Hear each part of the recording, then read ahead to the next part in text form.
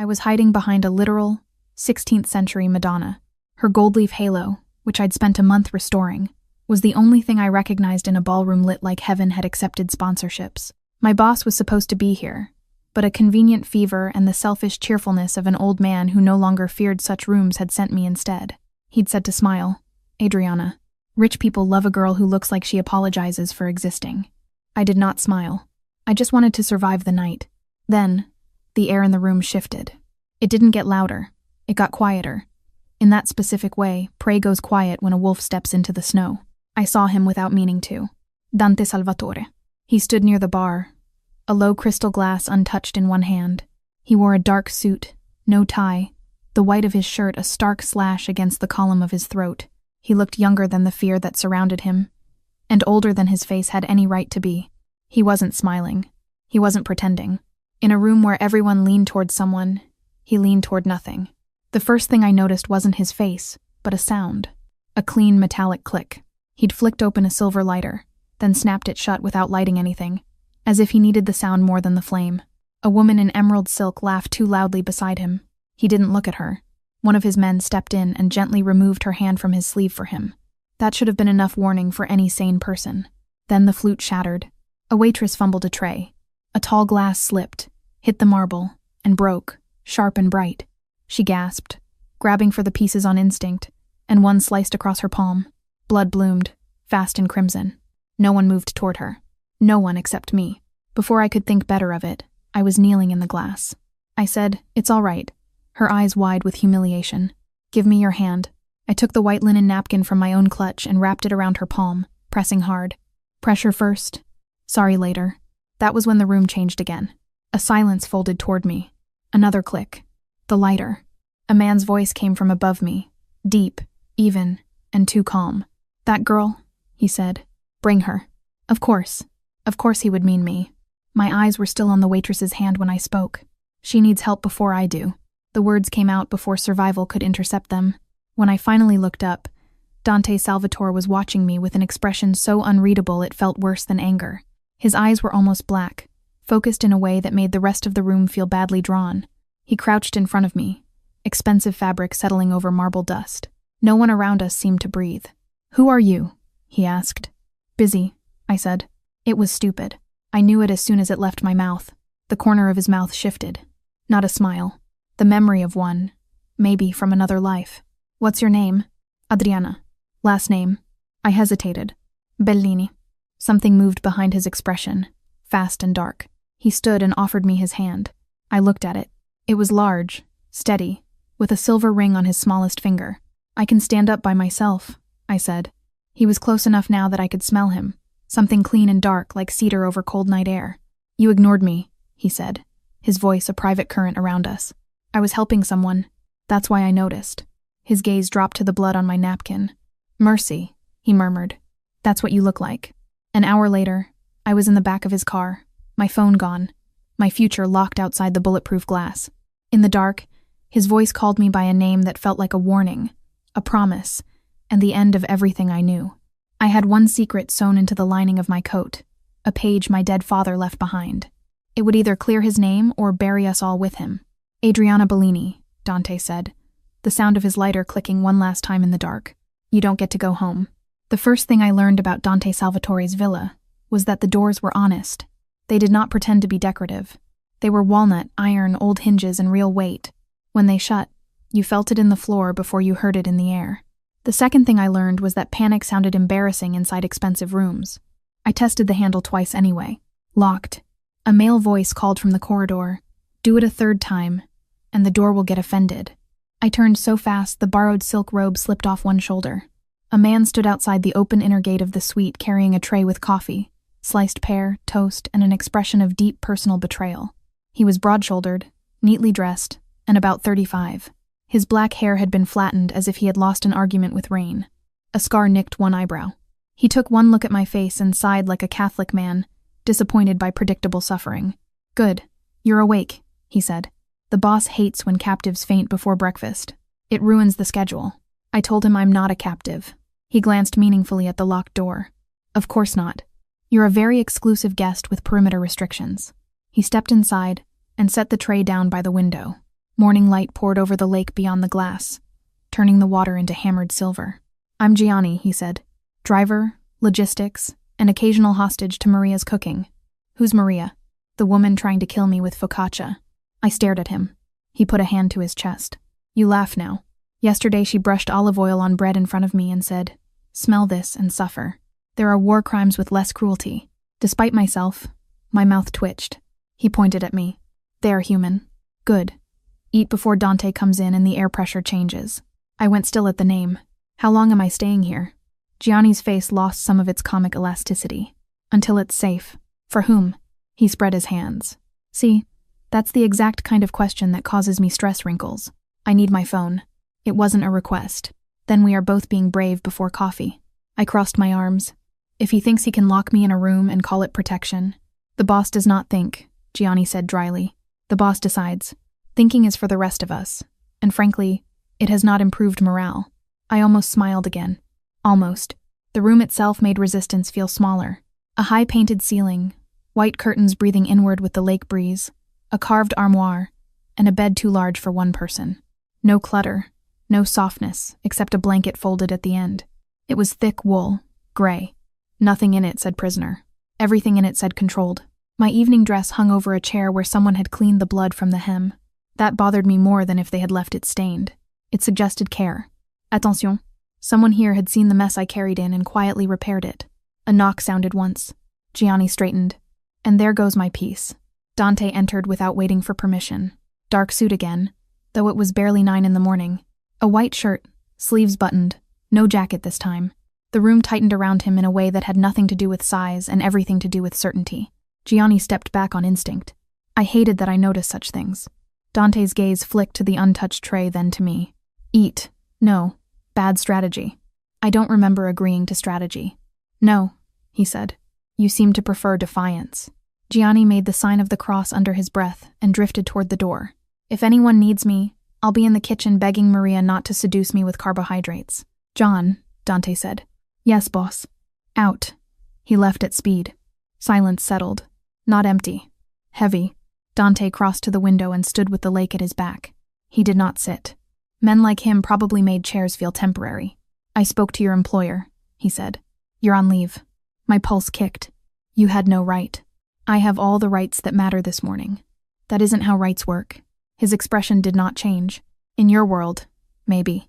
I hated how often that sentence had been true in the past 12 hours. I lifted my chin. "Then explain your world." "No." A laugh escaped me then, sharp and humorless. "You kidnapped me, put me in a locked room, and refused to explain why. I brought you here because your last name opened a door I've been trying to force for 3 years. Cold moved under my ribs. My father is dead." "I know." The answer came too fast. I stared at him. "How do you know?" He held my gaze without discomfort, without apology. "Because I buried one of the men who put him there." My breath caught for a second. The room blurred at the edges. My father had died 2 years earlier in a warehouse fire on the industrial edge of Como. That was the official version. A drunk guard, faulty wiring, bad luck. It had been printed in 3 small papers and forgotten by everyone except the daughter who had spent months smelling smoke where no fire existed. "You're lying," I said, but the words lacked structure. "No, you don't get to say things like that." I broke off, pressing my fingers hard into my palm. "If you know something about my father, you tell me now. Not until I know what he left you." "I told you he died." That wasn't the question. I looked away first. I was ashamed of that. More ashamed that he noticed. "My father restored church panels," I said carefully. "He repaired frames. He taught me how age settles into wood. That's what he left me." Dante said nothing. I could feel him waiting. When I finally looked back, he had taken the silver lighter from his pocket and turned it once through his fingers. He did not click it this time, just held it the way some people held patience deliberately under strain. "Your father also laundered ledgers through antique frames for Vittorio Caruso," he said. The name meant nothing to me then. The feeling did. Wrongness. Old and deep. "That's impossible, isn't it? My father was not a criminal." Dante's jaw shifted. "That is not what I said." "Then what are you saying?" "I'm saying men like Caruso hide their sins behind holy things. Your father was useful to them. Then he stopped being useful." I stood too quickly, anger arriving before balance. "And now I'm useful to you." A beat. Yes. It should have made me hate him cleanly. It did not. Honesty was a harsher thing. He stepped closer, slow enough that I could have moved away if I wanted to, which annoyed me more than if he had cornered me. If Caruso believes you have something of your father's, he will come for you. I don't have anything. Then pray he believes that. My throat tightened. Why should I trust you? You shouldn't. The answer struck harder than reassurance would have. But he said, you should understand this. If I wanted you frightened, Mercy, I would not have locked only the outside door. The nickname hit differently in daylight. Colder, more precise. I hated that I heard the difference. He glanced at the untouched tray again. Eat then dress. I'm showing you something. What if I refuse? His gaze settled on my face, then lowered briefly to my bare feet on the marble, then rose again. The gesture was so minimal, no one else would have called it dominance. I knew better anyway. Then you'll still dress, he said. You'll just do it angry. He turned and left. At the threshold, he paused without looking back. The east wing is locked for your safety. The west terrace is not. If you need air, take it there. If you try the main gate, the men outside will stop you. Politely, if possible. That little addendum unnerved me most. Politely if possible. Then he closed the door. Not slammed. Not hard. Certain. I stared at the wood grain until the tray's coffee went cold. If Dante Salvatore wanted me dressed and compliant, he got half his wish. I put on the charcoal skirt and cream blouse someone had hung in the wardrobe, brushed out my hair, and followed one of his guards through the villa with all the stiffness of a church girl marching towards sacrilege. The villa was worse in daylight. Night made power dramatic. Day made it domestic. There were family portraits in the hallway, oil landscapes over old sideboards, a bowl of lemons in the breakfast room, fresh flowers in a chapel alcove off the south corridor. Money had made the place beautiful. Grief had made it careful. Nothing unnecessary survived here. Men nodded to Dante's name as we passed. No one asked mine. The guard brought me down a narrow back staircase to a room that smelled like varnish, beeswax, and old dust. I stopped so fast he nearly walked into me. It was a restoration room.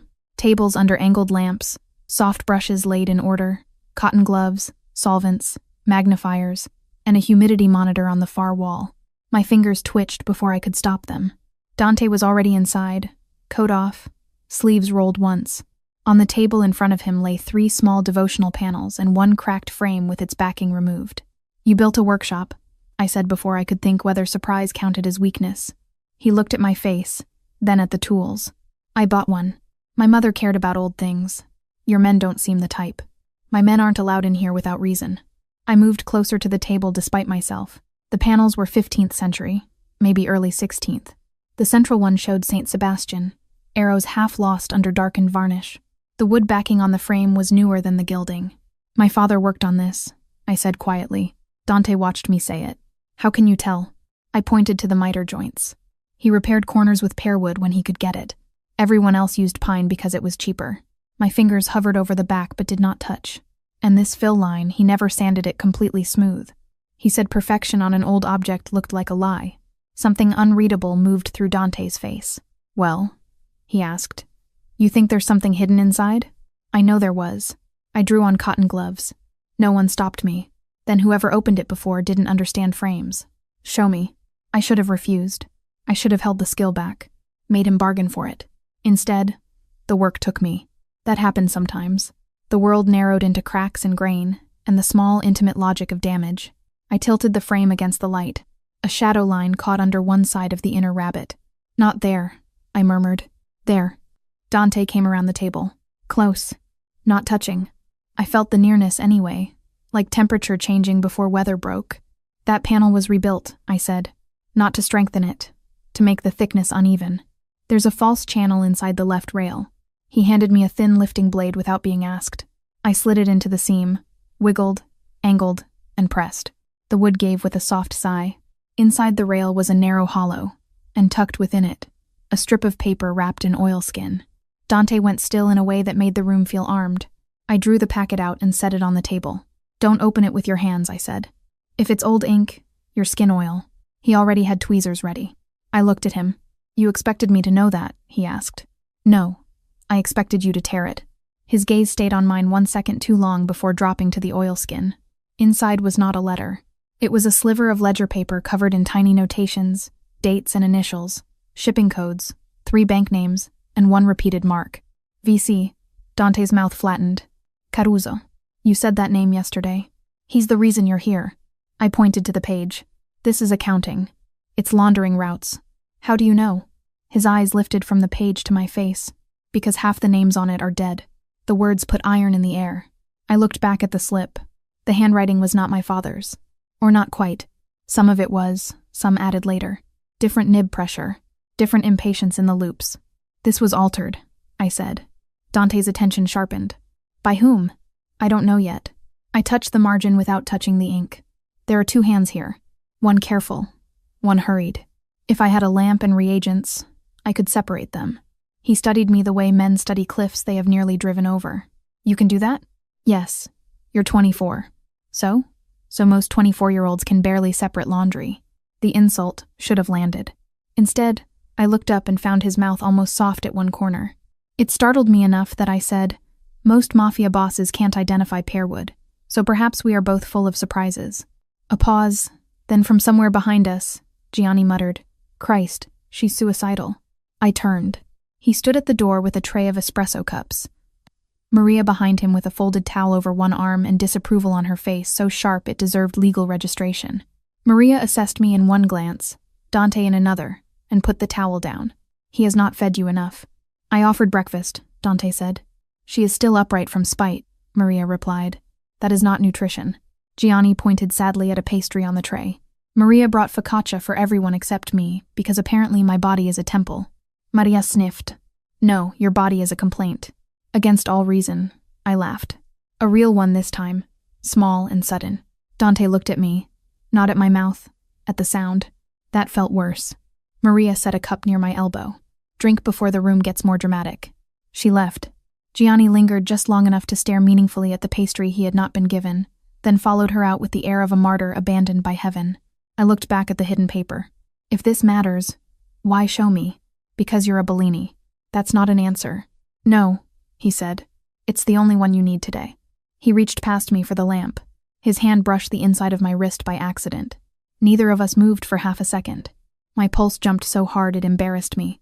His finger stilled, then withdrew. Too late. Almost. The word flashed through me before I knew why. Dante set the lamp down carefully, as if care itself were restraint. Work, he said, but his voice was rougher than before. Then she. The first thing he had noticed was not her face. It was the white napkin turning red in her hands while she refused to look at him. The second was how still she became when she touched damaged things, as if she believed repair deserved reverence. Men died for less than what lay hidden in his workshop. He should have kept her away from it. Instead, he found himself watching the fine bones of her wrist under his fingers, and thinking with a fury he would have killed in anyone else, that if Caruso saw her like this, he would understand exactly where to strike. By evening, I had separated 3 layers of deceit from one strip of paper, and learned that Mafia accounting looked disappointingly like ordinary accounting, only bloodier in consequence. Different inks fluoresced differently under filtered light. Old carbon black held one way, newer iron gall another. My father's marks, if they were his, were disciplined, precise. The additions slashed across them like impatience with rules. Routes had been changed, amounts inflated, names replaced. Someone had altered records after the original sheet was hidden. When I showed Dante the distinction, he called Sophia. She arrived in a navy suit, 30-something and severe in the elegant way that made you suspect she sharpened knives for relaxation. Dark hair in a knot. No wasted movement. So, she said after I explained the ink separation, the dead men were laundering for Caruso, and someone inside our structure amended the route sheets later. Our structure, I repeated. Sophia's gaze slid to me. Not unkind, not warm. Stay long enough, Adriana, and you'll learn everyone belongs to a structure. The lucky ones simply know which one. I did not like her at once, which probably meant she was intelligent. Dante took the paper from her hand. How many people had access to old vault inventory? 8. To this room, 5. Sophia folded her arms. To you, too many. He ignored that. I said, if there are more frames from the same chapel commission, there could be more hidden slips. There are, Dante said. Where? Warehouse. Sophia looked at him. No. Dante looked back. Yes. I understood then that their arguments were old and expensive. An hour later, I was in the back of an armored car between Teo Raichi and a metal case full of lights, lenses, and solvent swabs. Teo was younger than I expected, maybe 28, with the kind of face mothers trusted, and men underestimated. He handled weapons the way a pianist handled scales. Nothing theatrical, only exactness. He had brought me bottled water, a wool coat, and the information that the warehouse floor would be cold. That tiny care made me like him immediately. "Don't mistake me for kind," he said as if reading it. "I'm only practical. If you freeze, the boss gets worse." Teo glanced toward the front, where Dante sat with Gianni. "You're new." Gianni twisted around from the passenger seat. "If he glowers any harder, the tires will deflate from shame." Dante did not turn. "Gianni." "Yes, boss." Silence. Gianni sighed. "See. Hostile work environment." The warehouse sat at the edge of the lake behind rusted gates and a line of cypresses bent by old weather. Inside, the air was damp and smelled of rope, oil, and wet stone. Men spread out through the dark while Dante led me toward a row of crated altarpieces under plastic sheeting. I shivered once. His coat settled over my shoulders without warning. I looked up at him. "I didn't ask." "I know." The words landed differently now. Less hard, not soft. Something more dangerous than softness. "Attention." We worked by portable lamps. I opened one crate, then another. The third held a panel of the Virgin with a vertical split through the center, and a backing I recognized at once. My father did this one too. Dante stood beside me close enough that I could feel the heat of him through his coat. "Can you open it?" "Yes, carefully." "Do you think I generally use violence on paintings?" "No," he said. "Only on men who interrupt you." I looked at him. He was not smiling. My fingers slipped on the blade. "Stop." His voice sharpened. I froze. He took my hand. Just took it. Strong, warm, completely certain. He drew it back from the frame. A bead of blood welled where the thin metal had kissed my thumb. Ridiculous how such a small cut could change the air. His gaze dropped to the blood. Everything in him went still, not calm. Still. I felt the shift travel through his body and into the hand holding mine. "It's nothing," I said. He did not answer. The warehouse lights flickered once and died. Darkness swallowed the room. Men moved at once. Safety catches, steps. Italian too low and fast for me to track. Then the silver lighter clicked. A flame rose between us, small and steady, gilding the angles of Dante's face. His eyes were on my thumb, as if the tiny bead of blood had reached across years and touched something raw. "Boss," Teo called from the shadows. "Stay where you are," Dante said. His voice was flat, dangerous. He lifted my hand toward the flame, examining the cut. The gesture should have felt clinical. It did not. The pad of his thumb touched the inside of my wrist where the pulse ran thin. "Dante," I said, and did not know why I said his name like that. His eyes lifted to mine. For one impossible second, the warehouse, the armed men, the dead lamps, the entire ruined world narrowed to the tiny gold flame between us and the fact that he had not let go. Almost again. Then, voices erupted near the loading doors. A body hit concrete. Teo's war. Dante released me instantly. All the heat cut out of the moment like wire severed behind me. He moved before I obeyed. Lighter snapping shut. Gun already in his hand from somewhere under his coat. The sound of it made my stomach drop harder than the sight. A man stumbled from between two crates. Not one of ours. Thin. Frantic. Knife in hand. He saw me. That was his mistake. Dante crossed the distance without hurry, and took the knife away from him so efficiently it looked like the end of an argument, not the beginning of violence. One turn, one strike. The man dropped with a broken sound and did not get up. I stood there shaking in Dante's coat while Teo checked the perimeter, and Gianni announced to no one in particular, "Dear Lord, thank you for not letting me die in a warehouse because I ate one almond and lost my spiritual protection." Nobody laughed. Then a towel that Maria had folded in my bag because she had pushed it there for practical women appeared in Dante's hand. He wrapped it around my thumb with surprising gentleness. "You don't like blood," I said before I could stop myself. Something crossed his face, gone too quickly to name. "No," he said. "Why?" A pause, then quietly, "Because crowded rooms don't always notice it in time." That was all. No speech, no confession, just one line with a grave underneath it. When he finished bandaging my hand, he kept his fingers around it half a second too long. Then he let go, and somewhere beyond the warehouse walls, thunder moved over the lake. The painting that bled. The storm arrived just after midnight and sat on the villa roof like an accusation. Rain struck the windows in disciplined waves. Somewhere in the house a door opened and shut again, making old hinges talk. Sleep refused me. So did peace. My father's name had always been a bruise I learned to dress around. Marco Bellini, gifted craftsman, probable thief, dead in a warehouse fire. End of file. People in Como loved quiet scandals, respectable enough to gossip over wine, distant enough not to demand justice. I had spent 2 years angry at a dead man for leaving me his disgrace. Now Dante Salvatore had put a different possibility in the room and walked away from it as if it were not enough to crack a daughter open. At 1 a.m, I gave up on sleep, wrapped myself in a cardigan, and took the hidden page I had not shown anyone from the lining of my old coat. That was my secret.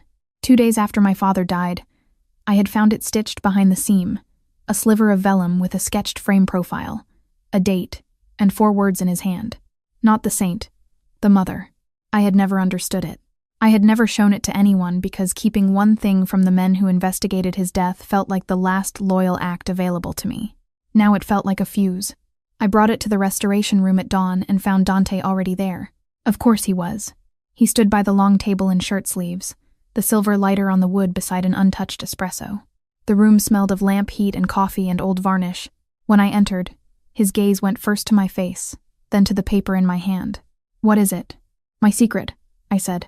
A long beat. Then he pulled out the nearest chair for me without comment. That undid me more than if he had praised my honesty. I sat and laid the vellum down. I found it in my coat after my father died. I didn't know what it meant. He read the words once. His Yaf set. The mother. The Madonna panel in the warehouse. Yes, you knew. I suspected. I laughed once, tired and mean. It must be restful being right this often. No, that surprised me enough to look up. He was watching the sketch line on the vellum, not me. Being right usually means I'm late. I did not know what to do with that. So, I did what I always did when emotion got too close. I worked. The Madonna panel came out of storage again. Under brighter lamps with solvents and swabs and the patience my father had taught me, I cleaned a band of filthy varnish from the lower border. Beneath the grime, a line of newer gesso showed where the wood had been lifted and resealed. "Here," I said. Dante braced the frame while I opened the concealed edge. Inside was not another slip. It was a tiny lead tube sealed with wax. I held it up. Dante took it with a care that was almost reverent. When he opened it, a narrow strip of rolled paper slid into his palm. Not a counting this time. A list of names. Some I did not know. One I did. Lucia Salvatore. I looked at Dante so sharply my neck hurt. He had gone very still. "Who was Lucia?" I asked, though I knew. "Me sister." Rain whispered at the windows. Somewhere in the villa, a clock measured a terrible amount of silence. "Why is her name on this?" I asked. He did not answer. I reached for the paper. He let me take it. The other names formed a pattern when I looked long enough. Caterers, florists, a pastry supplier, 2 security contractors, 1 doctor. Beside each were dates and amounts. "This is event planning," I said slowly. "No, it is if the events were dollars." His gaze snapped to my face. I traced the line under Lucia's name. "Your sister died at a party." A muscle moved in his jaw. Yes. The realization came in pieces too ugly to be dramatic. My father hid records of the people paid around that night. Yes. Why? Because he found out the guest list wasn't the only thing arranged. The room chilled. "You think her death was planned?" "I think Caruso never wastes chaos when he can manufacture it." I set the paper down carefully because my hands had gone unreliable. And my father knew. He knew enough to hide this, and that got him killed. Yes, there it was. Not softened. Not generous. Truth like a blade laid flat on a table between us. I should have cried then. Instead, I asked, "Why didn't you tell me before?" "Because grief makes people reckless." "I'm already here." "Yes," he said quietly, "and I'm trying to keep you that way." The words pressed somewhere under my ribs. I did not invite them in. I looked back at the Madonna panel. The crack along her chest had opened under age, but not split the gold. The surface looked whole. The structure beneath it was not. "She's wrong," I murmured. Dante frowned. "Who?" "The painter, or maybe whoever restored her before my father." I touched the damaged edge. "The gold is perfect up here, but the wood beneath is swelling. If you only repair the surface, she breaks from the inside." He said nothing. I heard my own voice continue softer now, turning the object in my hands into something too close to confession. "You have to open her completely. Remove what looks intact. Treat the hidden damage first. Otherwise, the beautiful part becomes the pressure point." Silence. Then Gianni from the open doorway said with tragic solemnity, "Boss, if that was a metaphor, I would like it noted that I felt attacked on a spiritual level." I jerked, startled. He held a tray with 2 coffees and 1 plate of almond biscuits he was clearly not supposed to be eating. Maria appeared behind him, saw the biscuit, and took it out of his hand without breaking stride. One day, he whispered to her, retreating back, devastated. "One day you will understand my heart." Maria did not turn. Your heart is underdeveloped from avoiding vegetables. I laughed before I could stop myself. Dante's eyes lifted from the Madonna to my face. That warmth was worse than any threat. Then Sophia entered, took one look at the list, and went pale in a way disciplined people rarely allowed. Only 6 people knew about the Lucia file. Dante's entire body changed, not visibly to anyone who did not know to look. To me, by then, it was unmistakable. Betrayal had entered the room. Not the delicate, bright kind from a party, the ugly kind from a rifle round, punching through a villa window at breakfast and turning sunlight into a spray of knives. Teo had me on the floor before I understood the sound. The table overturned over us. Maria screamed somewhere down the corridor. Men shouted in Italian sharp enough to cut skin. Another shot. Another. The house, so controlled in peace, transformed with terrifying speed. Hidden doors opened.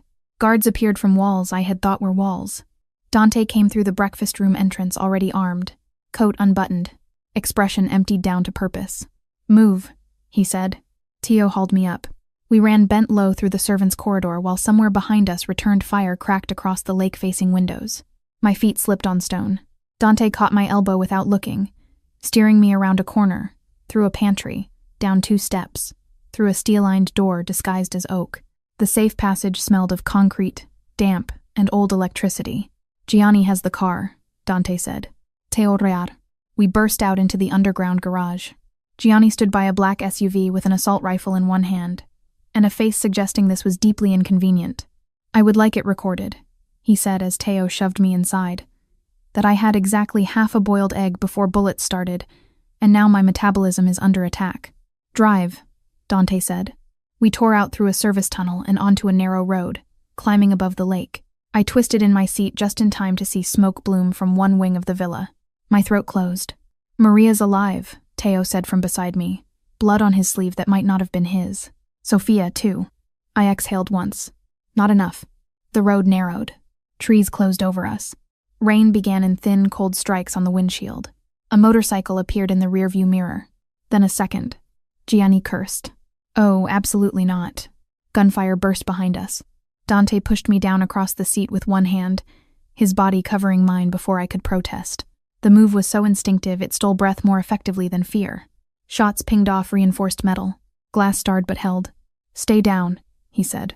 I could smell rain on his coat, smoke, that colder note of outside dark beneath the cedar. My cheek pressed against the hard line of his thigh. One of his hands bracketed the back of my head. Not gentle, protective with the violence of necessity. Almost every thought I had dissolved into the single impossible fact that he had chosen my body over his own without hesitation. Gianni swerved. "If I die before Maria admits she loves me, I will haunt this family forever." "Focus," Teo snapped, firing through a lowered slit in the rear window. The motorcycle vanished in a bloom of sparks. The second drew level. Dante moved off me, only to lean out and fire once. Efficient, not loud in the dramatic way films lied about. Worse, controlled. The bike fishtailed and flipped into trees. My stomach lurched. I had seen him dangerous before. Not like this. Not at full reach. Not with death obeying him so quickly it looked practiced enough to be language. We made the mountain safe house by noon. It was a stone house, 2 rooms, forest behind it, lake somewhere far below, the kind of place built for weather and bad decisions. Once inside, everything quieted too abruptly. Adrenaline had nowhere to go. Mine turned traitor in my bones. I tried to help Teo bandage his shoulder and nearly dropped the gauze. "Sit," Dante said. "I'm fine." "You're shaking." I said I'm fine. My voice broke on the last word. That was what did it. Not the bullets, not the smoke, not his hand over my head in the car. My own voice cracking open in front of him as if fear embarrassed me more than violence did. He sent Teo outside to check the perimeter. Gianni to the generator muttering about protein deprivation under combat conditions. Then Dante turned back to me. The kitchen of the safe house was tiny. 1 wooden table, 1 iron stove, rain at the window. His lighter sat near the sink, silver against scarred pine. I stood by the counter, gripping it with both hands because if I let go, I might shake apart. He came close, not touching. "Look at me, Mercy." I did. "I'm sorry," I said, and had no idea what I meant. His brow drew in. "For what?" "For seeing what you are." And I swallowed, and not knowing what that makes me. Something changed in his face. Not softened, opened by force. He lifted one hand slow enough for refusal, touched one knuckle under my chin. "It makes you alive." My eyes burned. That embarrassed me too. I'm not afraid of you, I whispered, which was not the same thing as being brave. His gaze dropped to my mouth and stayed there one fatal beat. Then he closed his eyes briefly, as if suffering through his own restraint. Almost. Again, when he opened them, the darkness in them had changed shape. I should not do this, he said. Then don't. The answer came too quickly, too softly. It meant the opposite of itself. So obviously I wanted the floor to split. His thumb brushed the line of my jaw. Adriana. I had never heard my name sound like something held in both hands. I don't know what this is, I said, and that cost me more than any polished declaration would have. He exhaled once. Rough. That night, he said quietly. In the ballroom, you heard me call for you and still kept pressure on that girl's hand. You didn't even look at me. Everyone in my world looks at me first. Fear, greed, need. You looked at blood and thought help before power. His thumb moved once, barely. That was the end of me. My breath caught. He had admitted it. Not to me, maybe. Not fully, but enough. Dunchi. He kissed me before I could fail the moment by understanding it. Not hard, not hungry. Just enough to make my knees go weak from what he did not take. His mouth moved once over mine and stopped there as if he had reached a line he would cross only if I crossed it too. I felt the restraint in him like heat under skin. One hand came to the counter beside my hip. The other stayed at my jaw, steady, reverent in a way that hurt more than hunger would have. When I did not pull away, he kissed me again, still gentle, still controlled, but this time his breath caught, and I felt the fracture in it, the quiet violence of wanting. My fingers closed in the fabric at his waist before I understood I had moved. That one small surrender nearly undid him. His forehead touched mine. His eyes stayed shut. Mercy, he said, and the name no longer sounded like accusation. It sounded like prayer said by a man who no longer believed in safe things. A pounding hit the front door. Once, twice, urgent. Dante stepped back at once. The warmth in the room cut cleanly in half. The loss of it was so immediate my body registered it as cold. Gianni's voice came through the wood. Boss, Sophia's on the radio.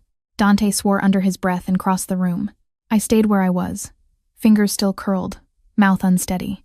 He opened the door a fraction.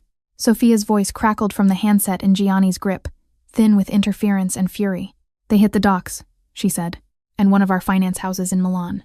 Caruso wants us moving. He wants us bleeding in public. Dante's face went empty in that terrible efficient way again. How bad? A pause. Then Sophia said, Aldo's missing. Something in Dante's expression did not break. It hardened around the outline of it. He looked back at me once. Not long. Long enough. Then he took his lighter from the table, flicked it open, shut it, and slid it back into his pocket like a man holstering thought. Stay inside, he said. I should have asked questions. I should have demanded answers, explanations, the dignity of being consulted in matters that had already swallowed me whole. Instead, I looked at him and understood one thing with terrifying clarity. The kiss had changed nothing outside that kitchen, only everything inside it. War had arrived. By evening, the safe house had become a relay point for bad news. Men came in wet from the rain, spoke low to Teo, and left with weapons, maps, new instructions. Sophia arrived after dark, with a split lip and a folder of names. She looked at me once, nodded once, and went straight to Dante. Gianni brought everyone coffee, and complained like a saint being martyred by logistics. I haven't had a proper meal in 10 hours, he announced to the room at large. At this point, if Maria handed me plain lettuce, I would propose. From the far end of the table, Sophia said, Please don't. The woman has suffered enough. Gianni pressed a hand to his chest. See, this is why I'm emotionally unavailable. Hostility. No one laughed except me, and even that came out thin. Dante's gaze lifted at the sound, just for a second, then back to the map spread beneath his hands. He had been different with me since the kitchen, not colder, more careful, which was somehow worse. He gave me information now, small pieces, enough to function, not enough to soothe. Aldo Greco, I learned, had been Dante's father's closest friend, and later his chief of finance. He had held Dante upright after Lucia died. He had taught him which bankers could be bought and which priests could not. He had vanished 3 hours before the first coordinated attacks. Maybe he's dead, I said quietly. Dante folded the map once. Maybe. He did not believe it. I could hear that. Neither did Sophia. Aldo signed off on 2 warehouse transfers last month that I did not request, she said. At the time, I thought it was caution. Now I think it was cover. The room went still. Teo rubbed a hand over the back of his neck. He bounced me on inspections twice. Said the boss ordered it. Dante looked at him. I didn't. Teo's mouth flattened. I know that now.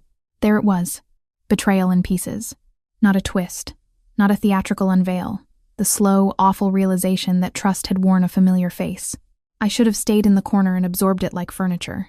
Instead, I said, if Aldo handled finance, he knows where the altered ledgers go. Sophia looked at me sharply. Yes, and if Caruso is pressing for movement, he still wants something. Dante's eyes came to me. Me? I shook my head. No. If he wanted only you, he'd keep shooting until one side ran out of walls. He wants records contained, cleaned. I pointed to the folder. He wants what my father hid. Sophia considered that without softening. She's right. A strange, stupid flicker of satisfaction went through me. It died almost immediately when Dante said, which is why she leaves tonight. The air changed. I stared at him. No. Yes. You don't get to make that decision for me. I just did. The words struck hard enough to bring anger back where fear had been. Useful anger. Brighter. Easier to carry.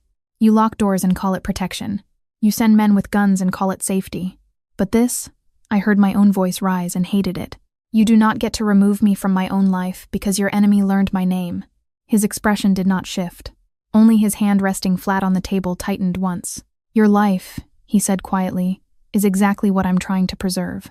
Before I could answer, gunfire tore across the forest outside. The first burst shattered the kitchen window. Teo moved before the glass landed. He drove Sophia down behind the table, knocked me backward toward the interior wall, and turned into the second burst instead of away from it. He made a sound I will hear until I die. Not loud. Surprised.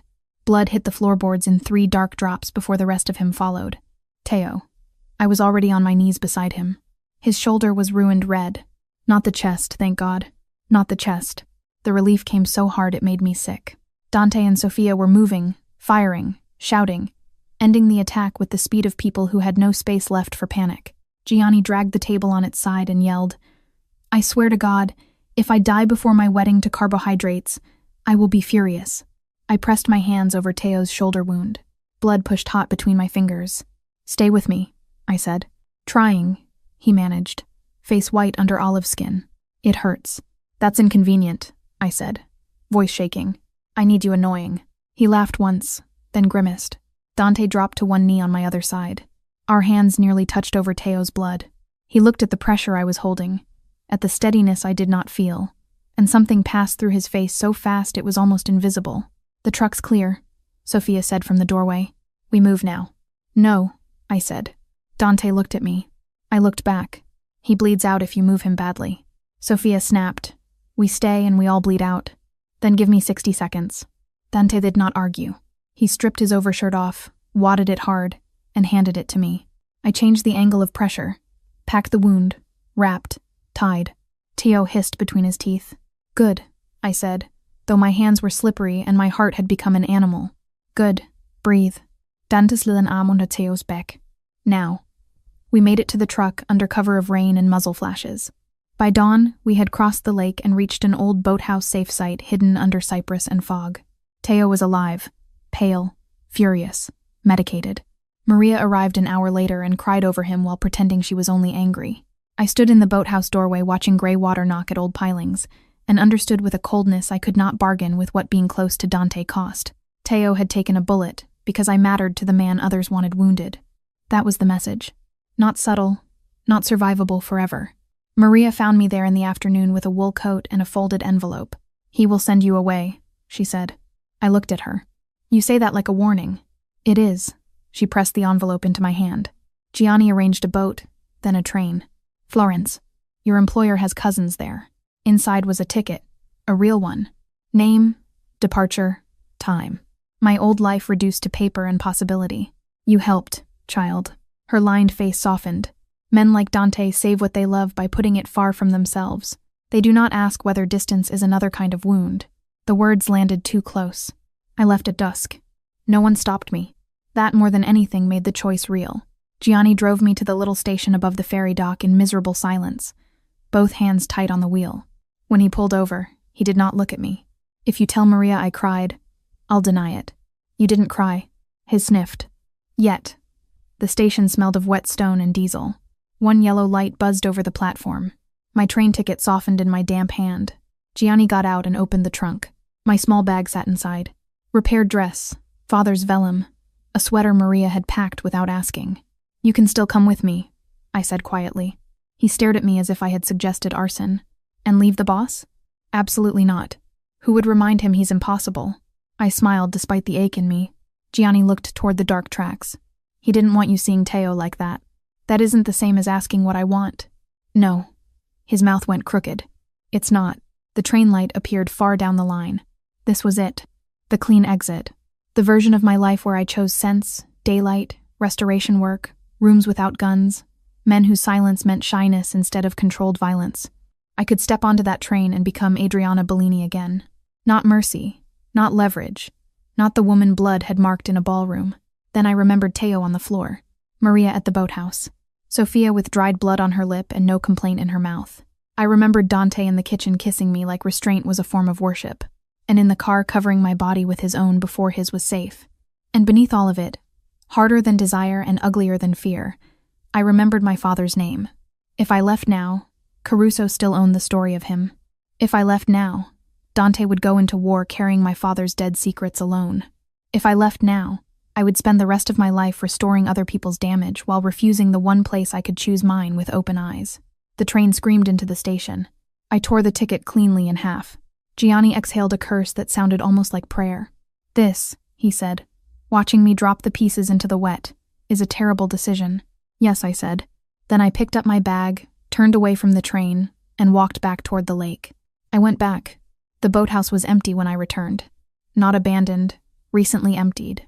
One coffee cup still warm on the crate table. A damp hand towel near the sink.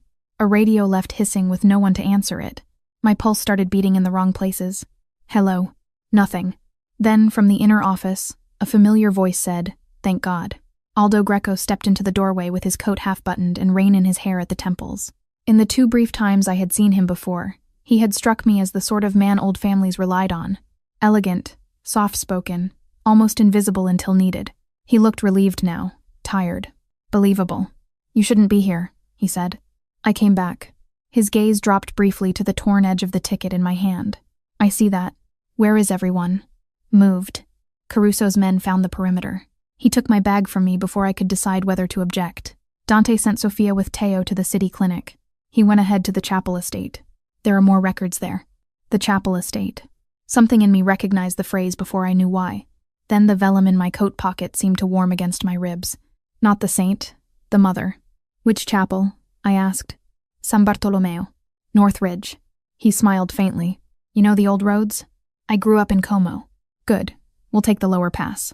I should have asked why Dante had not sent Gianni or Sophia or anyone whose face I knew better than the outline of secondhand trust. I should have noticed that the radio hissed without voices because the battery had been removed. I should have told myself that men did not survive beside mafia bosses for decades by being harmless. Instead, I got into Aldo's car. That was my mistake. Halfway up the ridge road, he locked the doors with a soft mechanical snap. I felt it immediately. My hand went to the handle. "What are you doing?" He kept his eyes on the road, saving us both some noise. Cold spread from my throat downward. "Aldo, please don't scream," he said almost kindly. I've always disliked melodrama. The forest closed around the car in black, wet walls. No houses, no lights, only the road and the sound of rain under the tires. "You're the traitor." Such an ugly word. You let them hit the villa. I let inevitability arrive on schedule. My nails dug into my palms. "Dante trusted you." "Yes," Aldo said softly. "That has been the problem for years." He turned off the ridge road onto a narrow lane lined with cypress. At the end stood a tiny stone chapel, with no exterior lights, and one bell tower black against the clouds. San Bartolomeo. Memory hit me so hard it blurred the windshield. I had come here once with my father when I was 13. He had spent 4 hours studying a cracked Madonna in the side altar, while I counted swallows in the rafters and complained about dust. Not the saint, the mother. My father had hidden something here too. Aldo saw understanding move across my face. Inside, Marco Bellini should have kept loving wood and paint. Men like him always think conscience is private. It never is. "You killed him." "No." Caruso ordered it. I merely stopped interfering. The distinction sat in the air like rot. He parked beside the chapel and killed the engine. Rain hammered the roof. "Out," he said. I did not move. He turned then, and for the first time I saw the man beneath the cultivated patience. Not theatrical evil, worse. A person who had turned self-interest into philosophy. "You want Dante to survive this?" he asked. "Then you will help me retrieve what your father hid. And if I don't," his expression altered by half a degree, "then I send Caruso the message he has wanted since the ballroom, that mercy can bleed too." I got out. The chapel smelled of wet stone, candle soot, and old plaster. Aldo led me past the nave to the side altar, where the Madonna still stood under cloudy varnish, her blue robe darkened by age. My pulse beat under my tongue. "There," he said. "Open it." "No." He took out a pistol. Not waved, not dramatized, simply held. I walked to the altar. The old restoration seam was still visible under the frame edge, just where my father would have left it. My hand shook once, then steadied as work took over. Blade, lift, pressure, hidden channel. Inside the lower rail sat a small iron key wrapped in linen. Aldo took it from my palm. "Thank you." "For what?" "For proving Dante was right to keep you close." The back chapel door opened. Vittorio Caruso entered like a man late to dinner, not to treachery. He was older than Dante by 20 years. Silver at the temples, handsome in the dry-finished way of men who had turned cruelty into refinement. His umbrella dripped onto the stone. 2 armed men followed him and shut the door. He looked at me, then at Aldo, then smiled without warmth. "So this is the girl." I hated how calm he made himself look. "You killed Lucia," I said. The smile remained. "No. I arranged a room in which sentiment could do what bullets would have made vulgar." My stomach twisted. Aldo handed him the key. The crypt vault, just as Marco marked. Caruso turned the key over in his fingers. "And Dante?" "On the south road. He'll come when he realizes she's gone." "Good." Caruso's gaze returned to me. A man is easiest to break in the shape of his favorite error. My hand closed around the thin lifting blade still hidden in my sleeve. "Do not break," I told myself. Not because no one was coming, because I was still here. Caruso stepped closer. "Did he tell you why he noticed you?" "Yes." A flicker of irritation crossed his eyes. "How unlike him." "He told me enough." "Then let me tell you the rest." He glanced at the Madonna. "Your father wanted to expose us after Lucia died. Dante's father wanted peace. Aldo wanted survival. And I wanted a successor who understood that mercy is wrought in the beams. Dante has always been too close to softness." His gaze sharpened. "You are proof." The insult should have frightened me. Instead, rage arrived clean as glass. "I'm proof," I said, "that not everyone in your world looks at power first." Caruso's expression thinned. That gave me more strength than it should have. He nodded to one of the men. "Tea here." They took me to the bell tower room above the nave. Rope around wrists and ankles. Not too tight. Professionals then. Aldo avoided my eyes. That somehow hurt more than Caruso's interest. When they left, I twisted the lifting blade from my sleeve into my bound hand. Below me, through the tower grating, I heard the chapel doors open again. Then Dante's voice, low and lethal. Too late had entered the building. The bell tower rope burns hurt less than helplessness. That was the first useful thing I learned in the bell tower. The second was that old lifting blades, if narrow enough and hidden in a sleeve long enough, could saw halfway through fiber before the skin split open. My wrists burned, my fingers cramped. Rain rattled the louvers beside the bell. Through the grating in the floor, I could see the chapel below in fractured pieces. The edge of pews, the altar rail, a slice of candle stand, shadow moving where men stood with guns and bad intentions. Dante's voice reached me first. "You brought her to a church," he said. "How sentimental." Caruso laughed once. "You mistake architecture for conscience." I kept sawing. The rope gave by one strand, then another. "Below," Aldo said quietly. "Listen before you choose anger, ragazzo." Ragazzo. Boy.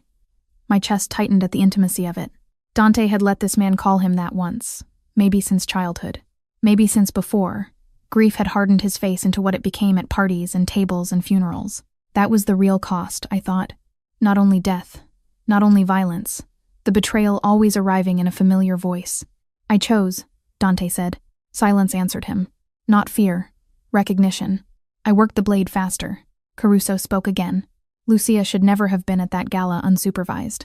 Your father's weakness put her in the hall. Your weakness keeps bringing women into rooms built for consequences." Something hit wood hard below. "A chair? Offist?" I could not tell. Dante's voice dropped lower. "Worse for it. Do not say her name again." I got one hand free. The relief almost made me cry.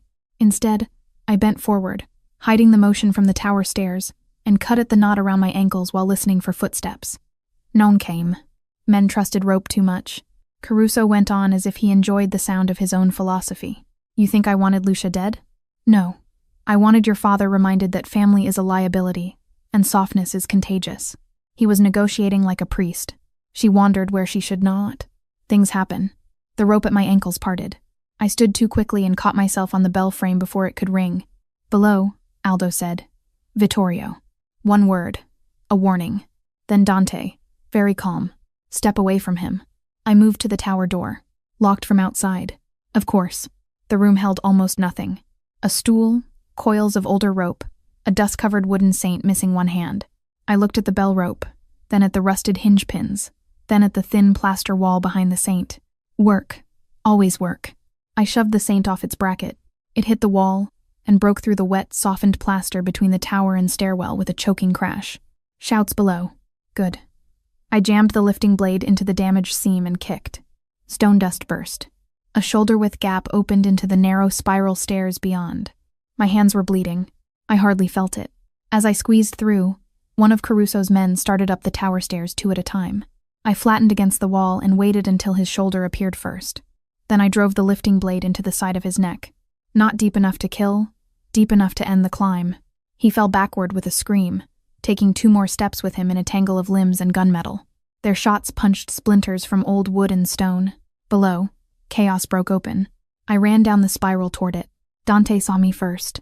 I knew because every other motion in the chapel lost meaning when his face changed. Not relief exactly, something harsher. Relief sharpened into fury because I had been where his enemy could reach me. Down, he snapped. I dropped behind the side altar as shots cracked across the nave. Aldo turned toward me, shock plain on his face for the first time all night. Good. Let him have one unfamiliar feeling before he died. Caruso backed toward the crypt door, with the iron key in hand. Teo, one arm strapped, was somehow here anyway, and fired from the rear chapel entrance. Sophia came through the sacristy like Judgment in a navy suit. Gianni unbelievably had a shotgun, and the expression of a man personally offended by destiny. No one, he yelled over the gunfire, is allowed to die in a bell tower before I have dinner again. The absurdity almost knocked laughter out of me. Aldo reached for me instead of the door. That was his second mistake. I grabbed the heavy brass candlestick from the altar and swung with both hands. It caught him at the temple. He staggered. Dante crossed the space between them and put Aldo on the floor with one clean strike that sounded heartbreakingly like finality. Caruso fled through the crypt door. Everything after that happened too fast for order and too slowly for mercy. Dante dropped to one knee in front of me. His hands framed my face, checked my wrists, my throat, my shoulders, as if verifying each part against disaster. No words, none needed. Blood marked my sleeve. His thumb paused over it. Not mine, I said. His eyes shut for one beat. When they opened, he bent his forehead to mine hard enough to hurt a little. The contact was desperate, wordless, raw, exactly as grief is raw, past elegance, past defense. Then he stood. The change in him was frightening. Take her out, he said, without looking away from the crypt. I can walk, I said. He did look then, just once. Mercy, he said, and the name shook. Not with softness, with the force it took him to leave me breathing and still turn back toward violence. I caught his wrist before he could go. He wants you angry. I know. Then don't become him. Something passed between us there, quicker than speech and truer. Then he looked at my hand on his wrist and covered it with his own for half a second. Almost. Even now. Then he was gone into the crypt with Teo and Sophia behind him. Dante. He had imagined this room 100 ways on the drive up the ridge. Her dead, broken, gone. He had not imagined her coming down the bell tower stairs with blood on her hands and fire in her eyes because some part of him, the part Caruso hated most, still forgot that mercy did not freeze. She chose. She fought. And that made what he had to do next worse. Because if he survived it, he would have to deserve the fact that she came back. Caruso escaped the crypt through a tunnel that ran under the old graveyard and out toward the lake road. But he did not leave empty-handed. Sophia found the vault broken open and 3 ledger boxes gone. He's heading for the memorial gala, she said, breathing hard. Tomorrow night. Palazzo Viscardi. He'll burn the records and whoever remains attached to them. The same palazzo where Dante had first seen me kneeling in glass. The shape of it settled over us all at once. Full circle. Trap inside echo. Teo leaned against the crypt wall, white as candle wax. Then we finish it there. Dante looked at the black tunnel mouth, then at the blood drying on my wrists, then back to the dark. For the first time since I had known him, uncertainty showed, only for a second. It was enough because we both understood then that the next room might keep only one of us. The second time I entered Palazzo Viscardi, I knew where the exits were. That felt like a moral injury all by itself. The chandeliers were lit. The orchids had been replaced. Fresh champagne stood in silver buckets. Wealth had no shame about repetition. It simply changed flowers and pretended old blood did not stain under polish. This time I did not arrive as hired help. I arrived in a black dress. Maria chose because, in her words, if men insist on building their wars in beautiful rooms, let them at least suffer while looking at you. Gianni, adjusting his cufflinks in the mirrored antechamber, said, I would like it noted that Maria threatened me with a bread knife, and I still think she's perfect. She didn't threaten you, Sophia said, checking the line of the pistol hidden at her back. She corrected your behavior. Gianni Sahil. Exactly. Romance. I laughed quietly. It felt borrowed from another life. Dante stood near the far door speaking to Teo in low Italian. Black suit, white shirt, no tie again. The same clothes almost as the first night, but not the same man. Not after the chapel. Not after touching my face like he was making sure I existed. He looked over when I entered. The room changed. I had thought that was legend the first time. It was not. Men shifted when Dante turned his attention anywhere. Tonight, the shift ran hotter, stripped of pretense. Everyone in our small circle knew this was not a party. It was a hunting ground disguised by crystal. He crossed to me before I could decide whether my heartbeat counted as betrayal. At arm's length, he stopped. His gaze moved once over the dress. Not possessive. Not public. Protective and furious at the same time. You're not happy, I murmured. No. Because I'm here. Yes. Too bad. A breath almost became a smile at one corner of his mouth. Almost. He adjusted the clasp at my wrist instead of touching skin. If anything changes, Gianni takes you east. Sophia north. You stay between them. And you? His eyes held mine. I end it. There were speeches available in that moment. Things about not leaving him. Things about love. Though I had still not named that word aloud. Instead, I said the only honest thing. Come back from it. Something in his face answered me too deeply to be safe. The music began. Guests drifted. Men lit. Women glittered. A senator kissed the air beside my cheek and failed to recognize me from the night I had knelt at his shoes. That felt instructive. Caruso arrived 20 minutes late. Of course he did. He entered through the north doors with 3 men, and the polished ease of an elder statesman. A few heads turned. Several did not because they already knew. That was the thing about corrupt rooms. Revelation rarely shocked the guilty. Aldo was with him, alive. My stomach dropped so hard it bruised. His left temple bore a livid mark from the candlestick. One arm was in a sling. He met my eyes across the ballroom and did not look away. Dante saw him 2 seconds later. The temperature of the room changed, without the room understanding why. Sophia murmured into her cuff. Men repositioned along the walls. Teo vanished toward the west corridor. Gianni said with appalling feeling, I hate family betrayals. They ruin hors d'oeuvres. Then Caruso raised his glass. Shall we stop pretending? He asked pleasantly. The ballroom went silent. Dante stepped forward. No speech, no display, just one man moving into the center of a room because the room had always belonged to the one most willing to pay for it. Caruso smiled at him across 12 feet of polished floor. Your father liked this room. You killed my sister in it. Your father killed her the moment he believed affection could soften negotiations. The lie was elegant. That made it worse. Dante's expression did not move. You used her to punish him. I used an opening, Caruso corrected. You still romanticize weakness. Aldo spoke then, and I wished he had not. Dunch. Dante turned his head. That was all. Aldo flinched as if struck. Don't, Dante said. One word. Final. Caruso Sahil. There it is. The wound talking like virtue. He reached into his jacket. The first shot came from the balcony. Chaos detonated. Guests screamed and dropped. Glass burst. Music died in a long mechanical whine. Men on both sides drew and fired. And the ballroom became at once exactly what it had always threatened to be. Gianni shoved me behind an overturned drinks cart. If I survive this, he yelled over the gunfire, I'm eating an entire loaf in front of Maria out of principle. Sophia fired twice from behind a marble column. Teo took a man down near the stairs. I crawled through spilled champagne and broken stems toward the west side, where under the service niche, I had seen the ledger boxes being staged. Not because I was brave, because my father had died for paper hidden in wood. And if those boxes burned, so did the only clean part of his name. A guard saw me and moved. I threw a silver ice bucket into his knees. He went down swearing. I snatched his fallen gun, hated the weight of it, and used the butt instead of the trigger when he lunged again. Pain shot up my arm. Worth it. I reached the boxes. Locked, of course. Then I remembered the iron key Caruso had used at the crypt, and looked toward him just in time to see Dante and Aldo collide near the base of the grand staircase. Not fight. Collide like grief taking physical form. Aldo was older, slower, one arm compromised. Dante should have ended it quickly. He didn't, because this was not any enemy. This was a man who had tied his first tie after funerals.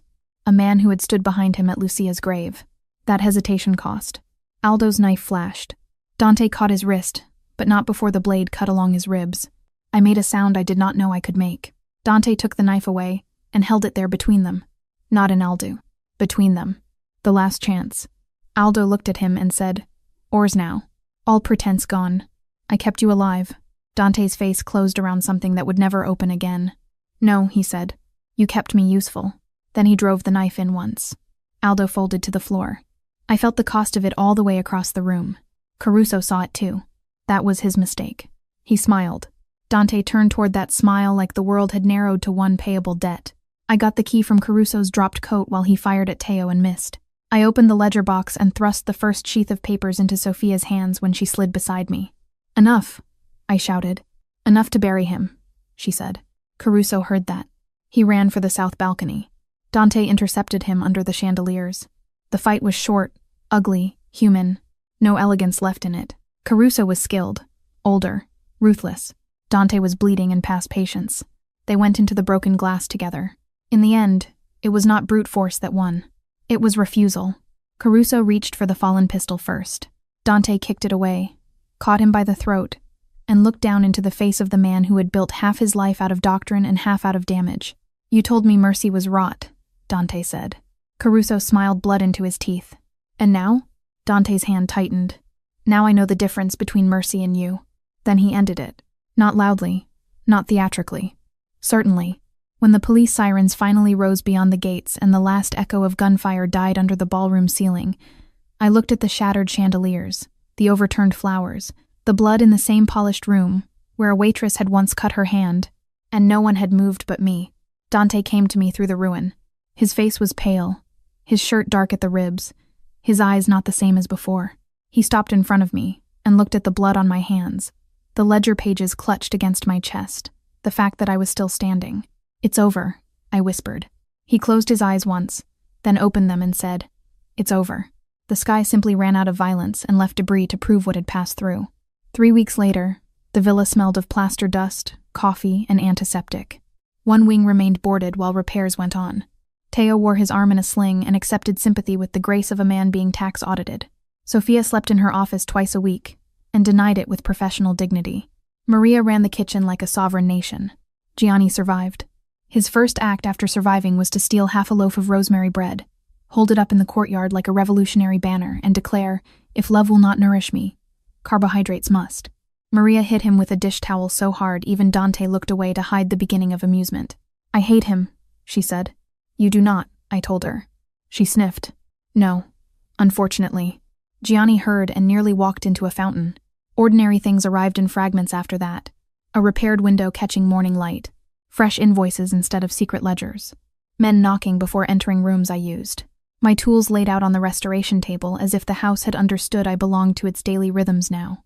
I spent most afternoons in the chapel room off the south corridor, restoring the Madonna from San Bartolomeo. The crack through her center had to be opened wider before it could be mended. That still felt like a lesson I had not finished learning. Dante gave me space there. Not distance, space. A different thing entirely. He no longer locked doors. He no longer said where I could and could not go. The first week after the ballroom, I kept waiting for the command in him to return. It did not. Not because he had become gentler. Because he had understood finally that I had walked back into his world, and that anything less than choice would insult us both. That new respect should have calmed me. Instead, it left me feeling perilously seen. One evening, as the house settled into that strange hour between work and dinner, I found him in the West Terrace room with the lake black beyond the glass and his silver lighter unopened in his hand. He stood by the fireplace, but had not lit it. The sight of the unlit room, the lighter idle, him waiting there as if thinking itself had weight, did something terrible to my heart. "You're bleeding through the bandage again," I said. His gaze dropped to the dressing at his ribs. "Occupational inconvenience." I moved toward him before caution could intervene. "Sit." He did. That still startled me sometimes, that he would listen when it was me. I knelt beside the armchair and peeled back the edge of the bandage. The wound from Aldo's knife had closed badly from overuse and neglect. Of course it had. Dante approached injury like weather. Noted, endured, ignored, unless structural collapse seemed likely. "You pulled the stitches," I said. "I was busy. With refusing rest, with rebuilding what remains." I looked up. "You say that like the house is the only thing that broke." He was silent. There were moments with Dante when silence was evasion. This was not one of them. This was the silence of a man standing in front of a locked door with the key in his hand and no certainty he should use it. So I changed the bandage slowly. I gave him the dignity of not speaking first. "When I tied the clean linen off," he said, "Aldo taught me to shave." Me hand stilled. He taught me which fork to use in rooms like Viscardi so senators would underestimate me for the correct reasons. He took Lucia to buy sugared almonds when my father forgot she liked them. His eyes stayed on the dark window. I killed him in the same night I ended Caruso. The grief in his voice was stripped of decoration, so bare it made my own breathing careful. "You did both because he left you no honest version of himself," I said softly. A long pause. Then, "Do you know what frightens me?" I almost laughed from surprise. Dante Salvatore did not ask questions like that. "No, that I am capable of understanding him." The answer shook me more than tears would have because I understood it too. Aldo had chosen survival over conscience until he could no longer tell the difference. Dante, in another life with one less sister loved and one less girl kneeling in broken glass, might have called that wisdom. I rested my hands lightly on his knee. Not seduction, not comfort, exactly contact that admitted witness. "You didn't become him," I said. "No." His gaze came to my face. "Because you walked into a ballroom and told my men someone else needed help before you did." The bookend of it hit me so hard I had to look down for a second. When I did, his lighter sat on the arm of the chair between us, silver in the low lamp glow. He picked it up, clicked it once, and lit the fire at last. The sound no longer meant danger first. It meant I was home. Later, after dinner, when the villa had gone soft with nighttime, and Gianni could be heard somewhere outside insisting that Maria had accepted his apology in a spiritually significant tone, Dante found me again in the chapel room. The Madonna stood cleaned, stabilized, still not finished. Neither, I thought, were we. He came to stand beside me, not too close, then closer. "Adriana." I turned. He held no ring box, no rehearsed speech, only a small gold band in his palm, worn thin with age. "My mother's," he said. "My father gave it to her after a war they never named properly." I looked at the band, then at him. My heart did something painful and bright. "This isn't a fairy tale," he said. "Trust him to start there." "No," I whispered. "My world will not become safe because I want it to. Loving me will not ever be the easy version of a life." His gaze did not move from mine. "But if you choose this, Mercy, I will spend the rest of mine making sure choice remains yours." That was more romantic than any polished declaration in any safer house. My eyes filled before I could prevent it. I hated crying less these days. That was his fault too. "Yes," I said, and the word came out shaking. "Yes, if you still mean it when things are quiet." His face changed then. Not dramatically. The kind of change only people in love notice and never recover from. "I mean it most when things are quiet." He slid the ring onto my finger. Then he touched his forehead to mine. And in the next room, Gianni shouted, "Maria, if this soup is forgiveness, give me 2 bowls." I laughed against Dante's mouth. At last he smiled.